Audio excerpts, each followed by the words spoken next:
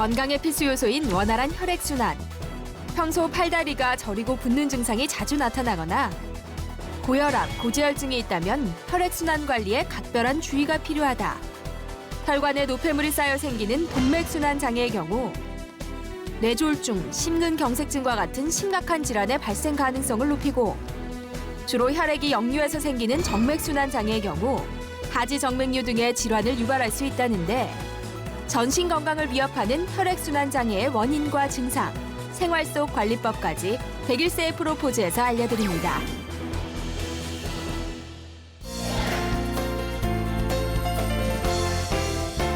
안녕하세요. 101세의 프로포즈 아나운서 전주리입니다. 혈액순환 장애는 만병의 근원이다라는 말이 있죠. 실제로 혈액순환에 문제가 생기면 머리부터 발끝까지 우리 몸 어디서든 이상이 생길 수 있다고 하는데요. 그래서 오늘은 혈액순환에 대해서 알아보는 시간 마련했습니다. 도움 말씀 주실 두 분 선생님 소개해 드릴게요. 고려대 의대 순환기내과 박창규 교수님 어서 오세요. 네, 안녕하세요. 네, 101세의 프로포즈 주치의시죠. 정형외과 전문 이수찬 선생님 안녕하세요. 안녕하세요. 네, 우리가 흔히 혈액순환이 안 된다, 순환이 좀 잘 되는 것 같다 이런 이야기들은 흔히 하는데요. 혈액이 우리 몸을 순환하면서 어떤 역할을 하는 건가요? 네, 이 혈액이 혈관을 통해서 온몸을 흐르는 거를 혈액순환이라고 그럽니다. 네. 근데 우리가 보통 상처가 나면은 피가 꼭 나잖아요.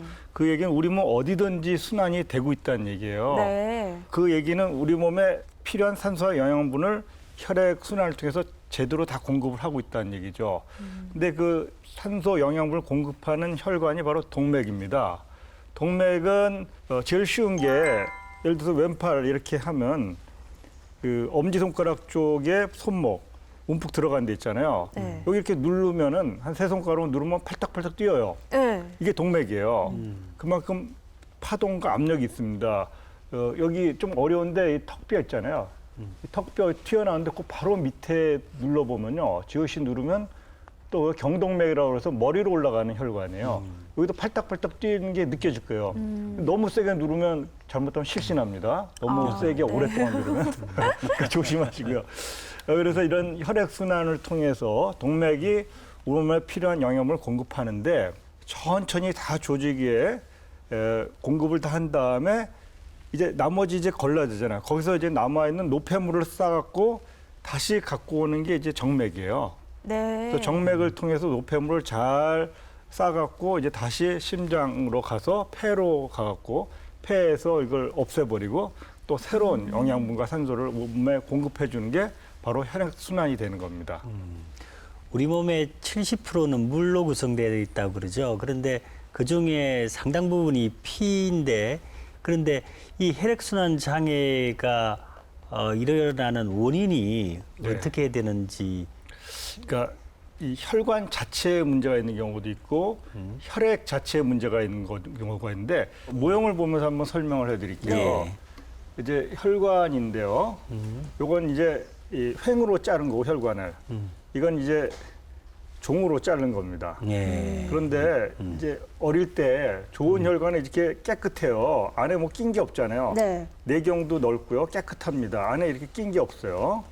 그런데 혈관에 손상이 온다거나 혈관에 이제 혈액 내에 이제 기름이 많으면 기름이 이제 어디다 이제 처리를 해야 되니까 자꾸 혈관 벽 사이로 스며 들어갑니다. 그렇게 되면 이제 차츰차츰 이게 쌓이죠. 예. 쌓이면서 점점점 안쪽으로 처음에 이제 바깥쪽으로 쌓이다가 더 이상 늘어날 수가 없으면 네. 안쪽으로 밀고 들어옵니다. 예. 밀고 들어오면서 점점점 좁아지죠. 길이 좁아지네요. 네, 좁아지면서 벽도 굉장히 두꺼워지죠. 그러면서 탄력을 잃습니다. 그래서 탄력을 잃게 되니까 이게 동맥경화라고 그러잖아요. 딱딱해지니까. 동맥경화인데 이 안쪽을 보면은 이게 기름때가 막 끼고 염증 세포가 막 쌓이면서 마치 죽을 갖다 딱 달라붙여 놓은 것 같아요. 그래서 죽상 동맥경화라고 그래요. 예. 그러니까 이제 고혈압이 생기면 혈관이 자꾸 손상을 받으면서 점점 딱딱해지고 거기다 이제 고지혈증이 있으면 자꾸 기름때가 들어가면서 염증반을 일으키면서 더 딱딱해지고 동맥경화가 더 심해지면서 서로 점점 나빠지는 심각한 이게 지속되면 이게 뇌로 가면은 뇌졸중이 생기고 네. 심장 쪽에 가면 협심증, 심근경색이 생기고 그런 거죠. 그 한 조사를 보니까 한국인의 사망 원인 1등이 암. 암. 어떻게 아셨나요? 그 정도는 알죠, 선생님. 저도 건강 프로 예. 진행하고 있는데. 아유, 저보다 훨씬 많이 아시는데. 2등이 심장질환, 3등이 뇌혈관질환이라고 이렇게 나와 있는데 혹시 이 심장과 뇌혈관질환이 동맥 순환에 지장을 줘서 초래하는 질환이 어떤 거가 있고 네. 정상이 또 어떤 게 있는 거 알려주시면 예, 좋겠습니다. 사실 흔히 생기는 이제 머리부터 보면 뇌혈관이 막혔을 때 이때는 둘 다 뇌졸중인데 중풍 뇌졸중인데 막혔을 때는 뇌경색이라고 합니다. 예. 막힌 거. 그다음에 이제 혈관이 가장 많은 원인이 고혈압인데요. 혈관이 계속 고혈압으로 시달리다 보면 혈관이 이제 변성이 생겨요. 네. 변성이 생기고 이게 막 지나면 얇아지고 그러다가 압력이 못 이겨 탁 터지거든요. 네. 그때 이제 뇌출혈이 되죠. 위험하죠. 네. 예, 어쨌든 굉장히 위험하고 어떤 이게 다 혈관 질환이 되고 고혈압만 잘 치료하면 뇌졸중은 50%는 기본적으로 예방할 수가 있어요. 네. 그 다음에 이제 심장에 생기는 게 노폐물이 막 끼면서 혈관이 좁아지는데 이게 한 50% 이상 좁아지면 그때는 이제 협심증이라고 그럽니다. 네. 보통 한 50% 이상 좁아지면은 가만히 있을 때는 숨이 안 차요. 가슴 통증도 없고요. 근데 산소를 올리는 혈액을 많이 올리는 어떤 언덕을 온다거나 네. 지하철 계단을 빨리 온다거나 뭐 무거운 걸 든다거나 그러면 심장이 어떤 혈액을 많이 요구하는데 좁아졌으니까 필요한 혈액 공급이 안 되는 거예요. 그때 이제 통증을 느끼죠. 근데 이게 점점 좁아져서 점점 심해지면 한 70% 이상 좁아지면 예. 그때는 가만히 있을 때나 조금만 움직여도 통증이 올 수 있어요. 이게 염증이 굉장히 잘 일어나요. 네. 그래서 파열이 되기가 쉬워요. 파열이 되면 피가 먹게 하려고 우리가 어디 상처가 나면 이 피딱지가 생기잖아요. 예. 네, 그러면서 저절로 좀 예. 먹죠. 그런 마찬가지로 이제 혈액 내에도 자꾸 혈소판 이런 게 달라붙으면서 피딱지를 만드는 거죠. 그걸 우리가 흔히 얘기하는 피떡, 혈전이라고 그러는데 이렇게 좁아진 혈관에 피떡이 생기면 금방 막히잖아요. 예. 막혀서 한 30분 지나면 심근에 괴사가 일어나거든요. 네. 그게 바로 심근경색증이라고 하고 그래서 엄청난 통증과 함께 이때는 가만히 있을 때도 엄청난 통증이 오고 우리가 느낄 수 있는 가장 극심한 그 통증이라고 그러죠. 그럴 때는 정말 빨리 병원에 가는 게 굉장히 중요한 네, 거예요. 그건 시간 다툼입니다. 빨리 병원에 가서 막힌 걸 빨리 뚫으면 심근 괴사가 더 이상 진행 안 되잖아요. 예. 그래서 병도 예방하고 살릴 수 있고 근데 늦으면 늦을수록 심근 괴사가 많이 되니까 늦게 병원 가서 생명을 살릴지 몰라도 나중에 심부전이나 그런 합병증으로 무진장 고생하게 되죠. 사실은 동맥순환 장애는 뇌졸중이나 심장의 그 치명적인 병을 유발할 수 있는데 반대로 이제 정맥순환 장애에는 어떤 질환이 있는지 궁금합니다. 예. 그러니까 저희가 동맥경화증이라고는 얘기를 하지만 정맥경화증이라고는 얘기는 없잖아요. 예. 정맥에는 경화가 안 생겨요. 원칙적으로. 그런데 이제 제일 흔한 병은 이제 흔히 뭐 손발이 차다고 하는 수족냉증. 또 요즘 뭐 관심들 많이 갖죠. 이제 다리가 이렇게 막 부어 있는 정맥이 네. 하지 정맥류 이게 가장 대표적인 정맥 질환인데 수족냉증은 사실은 이제 너무 다양한 원인이 돼요. 보통 혈관 장애가 많은데 이제 혈관이 좁아지고 막히거나 그러면 피가 잘 안 통하니까 차게 느껴지잖아요. 예. 피가 안 통해서 차단 말이에요. 그게 이제 보통 팔 쪽은 잘 많이 오진 않고 다리 쪽에 많이 오는데 네. 근데 그런 혈액순환 장애뿐 아니라 어떤 이제 루마티스 질환 있잖아요. 루마티스 질환이 있거나 아니면 갑상생 기능의 문제, 뭐 저하가 되거나 항진이 되거나 또 그 외에는 말초 신경염 있잖아요. 뭐 네. 당뇨가 오래돼서 말초 신경염 같은 게 생기면 또 이렇게 찰 수가 있습니다. 예. 그래서 이거는 단순히 뭐 그런 거보다 하지 말고 병원에 가서 정확히 진단을 받아봐야 돼요. 그래서 어느 원인인가를 찾아야 거기에 맞춰서 맞춤형 치료를 하죠. 네. 흔히 이제 제가 외래 진료를 보면 다리가 아프다고 또 저리다고 하면서 이게 디스크 병으로 온 건지 또는 혈액순환 장애로 온 건지 구별을 잘 못하는 경우도 있습니다. 네. 근데 이제 제가 생각할 때 어떤 식으로 진단을 하느냐 하면 네. 디스크 병은 신경이 타고 내려가기 때문에 외척이나 또는 내척으로 그 저리고 당기는 통증이 거의 선을 따라서 쭉 타고 내려가서 아픈다. 그런데 혈액순환 장애는 보통 밤에 주무실 때는 누워 있으니까 혈액순환이 어느 정도는 되는데 활동을 할 때는 앉아 있거나 서 있기 때문에 심장에서 피가 다리로 갔다가 다리에서 다시 심장으로 올 때는 정맥막이 톡톡톡 쳐줘야 되는데 이 기능이 떨어지니까 혈액순환이 제대로 안 돼서 다리가 텅텅 붓고 그러면 오후가 되면 피곤하고 그리고 탱탱 붓는 그런 네. 느낌이 난다. 그래서 이걸 구별하게 됩니다. 네. 그러니까 신경에 문제가 있을 때와 혈액순환에 문제가 있을 때 증상을 좀 구분해서 기억하시면 될 것 같아요. 예. 또 하지정맥류도 절인 증상이 나타날 수 있다고요. 예, 하지정맥류도 나타날 수 있죠. 하지정맥류는 이제 보통 오래 서 있는 사람들에서 많이 생겨요. 네. 예. 이제 오래 서 있으면 피가 아래로 몰리잖아요. 네.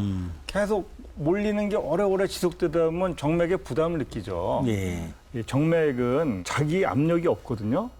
그래서 그 피가 한쪽으로 흘러가게 하기 위해서 판막이 있는데 판막은 한쪽으로만 열리는 문이라고 생각하면 됩니다. 네. 그래서 피가 이렇게 가지만 역류가 될 땐 딱 닫혀서 뒤로 갈 수가 없어요. 네. 근데 이게 어떤 식으로든지 손상이 되면 이 판막에 역류가 돼서 정맥피가 밑으로 쏠리잖아요. 네. 그러니까 쏠리면 이제 점점 늘어나고 늘어난 게 이제 막 그 견딜 수가 없으면 막 옆으로 쉬면서 튀어나오면서 막 지렁이 모양 같이 막 되죠. 네. 그런 모양이 보인 게 바로 하지 정맥류가 되는 겁니다. 근데 이게 피가 계속 고여 있다 보니까 색깔이 이제 변해요.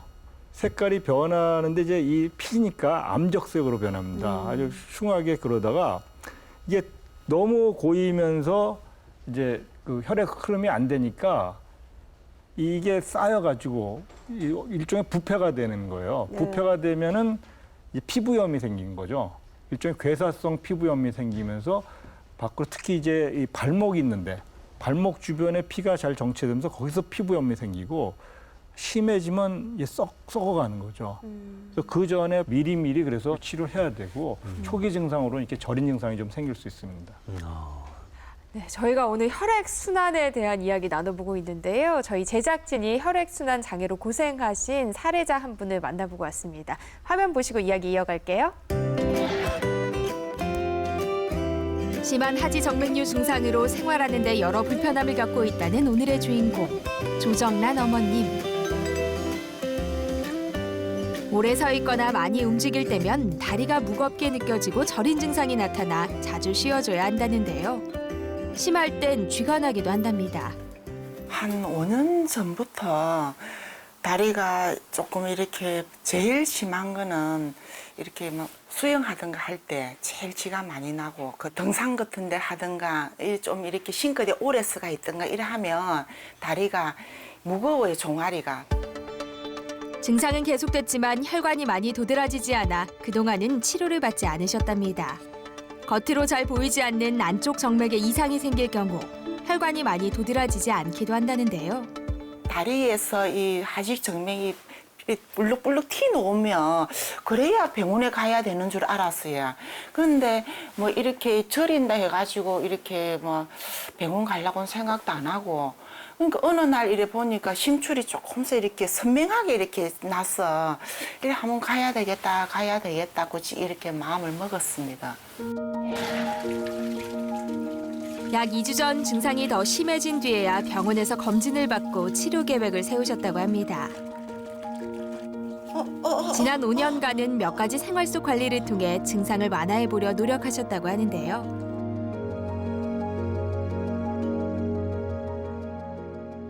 다른 이런 영양제도 혈액순환에 된 영양제를 많이 먹어요. 먹고 이제 운동도 하고 일주일에 한 번씩 등산도 가고 헬스도 하고 요가도 하고 좋다는 건 다 한번 해보는 것이.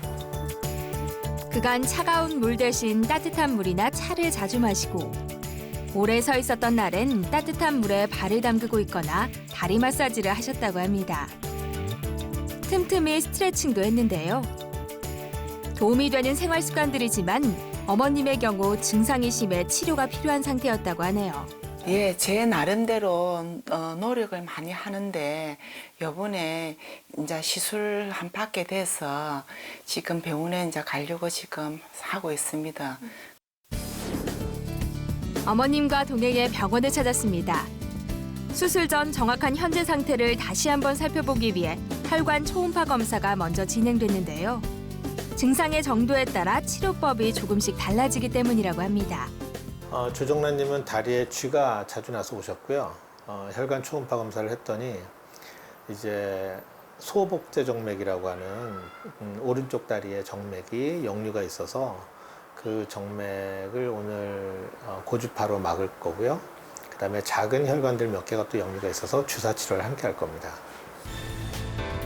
검사 결과를 토대로 양쪽 다리에 각각 다른 치료법이 적용됐습니다. 증상이 심한 오른쪽 다리는 고주파를 이용한 수술이 진행됐는데요. 비교적 증상이 심하지 않은 왼쪽 다리는 주사를 통한 약물 치료가 진행됐습니다. 이제 앞으로 다리 안 아프게 운동하는데도 불편함이 없게 이제 건강했으면 좋겠습니다. 수술 후 관리 잘하셔서 건강 되찾으시길 바랍니다. 네, 사례자 어머니께서는 혈액순환 장애로 고생하신 이후에 혈액순환의 중요성을 깨달으셨다고 하는데요. 혈액순환 장애가 있을 때 주의해야 할 점 어떤 게 있을까요? 아무래도 비만한 사람이 혈액장애가 많이 오니까 네. 음식 조절과 운동으로 이 비만을 피하고 그런 운동 자체가 혈액 흐름을 좋게 해주죠. 혈관을 확장시키는 효과가 있거든요. 그 담배를 피면 반대로 혈관이 수축하고 그 혈전이 자꾸 엉기고, 예, 또 이제 비타민 C 같은 항산화 그 효소가 자꾸 없어져요. 네. 그럴 때는 담배 피는 사람 반드시 담배를 끊어야 되고요. 특히 이제 기름때가 잘 끼는 이제 기름기 음식들 피하시고. 그러니까 아무래도 혈관에 기름때가 끼는 거다 네, 예, 보니까 네. 이 식습관이라도 굉장히 연관이 좀 있나 봐요. 예, 식습관이 굉장히 영향이 있죠. 짜게 먹으면 이제 삼투작용 때문에 혈액 이제 흡수되었고 혈액 내에 이제 나트륨, 소금의 주성분이 나트륨이거든요. 나트륨 농도가 높아지면 네. 자꾸 물을 흡수를 해요. 예. 흡수하면 다른 조직에 있는 물을 자꾸 흡수를 하게 되니까 혈관이 이렇게 늘어남죠. 네. 늘어나면서 혈관이 부담을 많이 느끼니까 같은 고혈압 환자로도 고혈압 압력이 훨씬 커지죠. 그다음에 이제 혈압이 높아지면 동맥경화가 더 심해지고 뭐 뇌졸중, 뭐 심장병 위험이 되고 그러니까 싱겁게 드셔야 되고 그다음에 이제 기름기죠. 기름기가 이제 포화지방산. 불포화지방산은 우리가 흔히 얘기하는 오메가산이라고 해서 좋은 거고요. 예, 혈관에 기름때가 띄는 LDL, 악성 콜레스테롤인데 그게 주 원인이 됩니다. 그래서 기름기를 꼭 제거해서 드셔야 되고요. 특히 이제 당류가 제일 나쁜 게 당류가 자꾸 들어가면 이제 인슐린 저항성이라고 그러잖아요. 인슐린 저항성이 흔히 얘기하는 이제 그 당뇨병, 고지혈증, 고혈압 이런 다 원인이 돼요. 네. 동맥경화를 이게 여러 가지 한꺼번에 오기 때문에 동맥경화를 굉장히 빠르게 진행을 시킵니다. 통밀, 밀가루도 그냥 밀가루 부드러운 거 말고 통밀로 먹고 밥도 현미밥 이런 식으로 좀 네. 먹고 어떤 섬유질도 많고 거기에 의외로 단백질도 많거든요. 그런 식으로 음식 조절을 계속 하셔야 됩니다. 또 건강한 식생활과 이 운동법을 병행하면 좋을 것 같은데요. 그럴 때 좀 혈액순환에 도움이 될 만한 것들 어떤 게 있을까요? 그러니까 일단 한 시간에 한 번씩이라도 꼭 일어나서 5분간 이렇게 돌아다니고 예. 돌아다닐 여건이 안 되면 최소 서 있기라도 하셔야 돼요. 하다못해 네. 중간에 서서 일어나서 뭐 얘기하고 일하고 이런 식으로 해갖고 움직여 줘야 됩니다. 안 되면 그냥 이렇게 앉아 있을 때 이 예. 발 뒤꿈치라도 이렇게 쭉 올려주세요. 예, 네. 발 뒤꿈치라도 올려주고 더 할 수 있으면 이렇게 다리를 이렇게 들어서 꺾어서 딱 주면 이거 한번 만져요. 여기 근육이 딱 당기잖아요. 예. 알게 모르게 근력 운동이 되고 이렇게 하루에 한 이 10초 이걸 갖다 하루에 한 15번씩 반복을 하고 내려고 하면은 굉장히 근력 운동, 무릎에 좋은 운동이 되겠습니다. 야. 선생님 어때요? 하고 나시니까 좀 나으신 것 같아요. 그 사실 발목 뒤로 한참 제치니까 이 뒤쪽 그 함스트링 근육하고 네. 무릎 장단지 아킬레스 근육 네. 땡기는 느껴집니다. 네, 지금. 이게 이 혈액순환을 좋게 하는 생활 습관들 알려주신 것들 기억해 놓으시면 좋을 것 같습니다. 또 이외에도 혈액순환과 관련한 다양한 궁금증이 있으실 것 같은데요. 그래서 준비했습니다. 친절한 진료실 시간입니다. 먼저 여러분들의 질문 먼저 살펴볼게요. 술을 마시면 혈액순환에 도움이 된다는데 그게 사실인가요? 양반들을 자주 하면은 혈액순환에 안 좋은가요? 자다가 다리도 아프고 팔도 저렸고 다리가 막 뭉치는 것 같이 아플 때는 그 혈액순환하고 관련이 있습니까? 왜 그런지 모르겠어요. 네, 잠을 잘 때 다리에 쥐가 나거나 뭉치는 것도 혈액순환과 관련이 있나요? 라고 여쭤보셨어요. 어떻게 네. 보세요, 선생님? 아마 제일 많은 경우는 이제 근육의 문제일 경우가 많을 거예요. 그 네. 경우는. 그래서 이제 저는 그런 분들 오시면 평상시에 스트레칭을 많이 하라고 그래요. 뭐 스트레칭, 체조 이런 거 많이 하고 뭐 더 나아가서는 요가 이런 거 항상 근육을 좀 스트레칭 해주고 풀어주고 이완시키면 그런 쥐가 나는 빈도가 확실히 줄어들고요. 또 반대로 운동을 너무 심하게 하면은 이제 근육을 막 사용하고 나서 운동 심하게 하면 이제 젖산이 쌓이거든요. 네. 젖산이 이제 근육에 쌓이는데 이 젖산 자체가 근육에 굉장히 피로도를 느낍니다. 굉장히 피고 저리죠.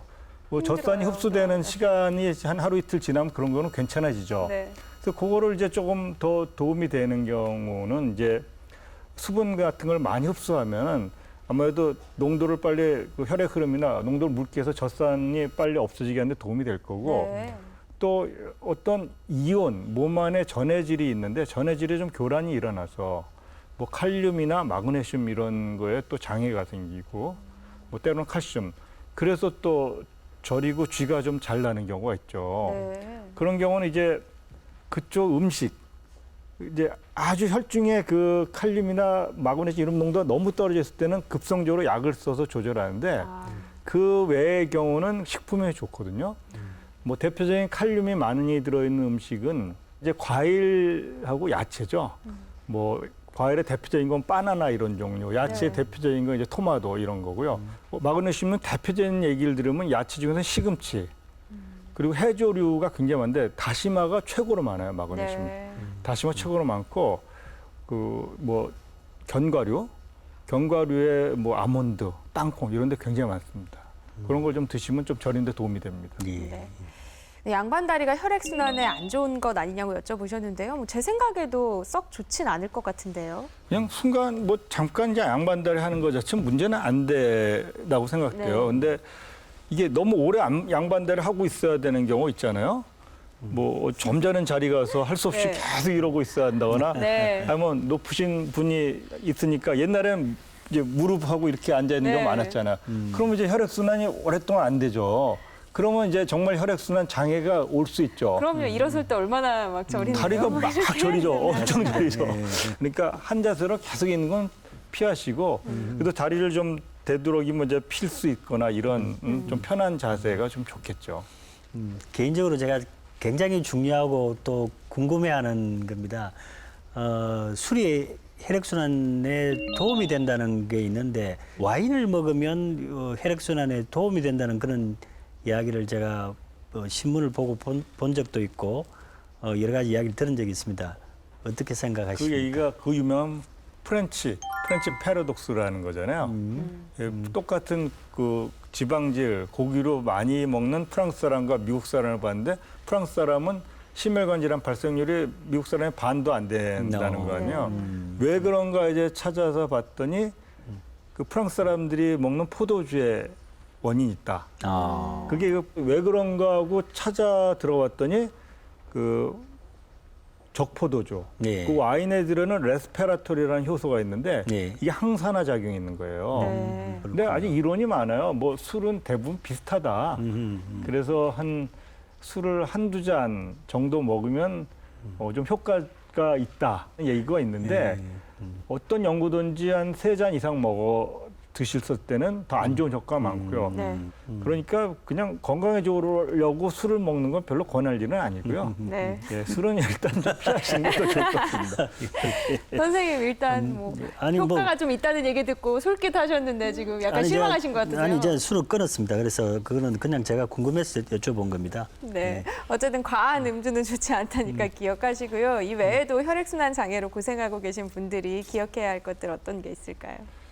네, 일단 혈액순환 장애가 있으면 병원에 오셔야죠.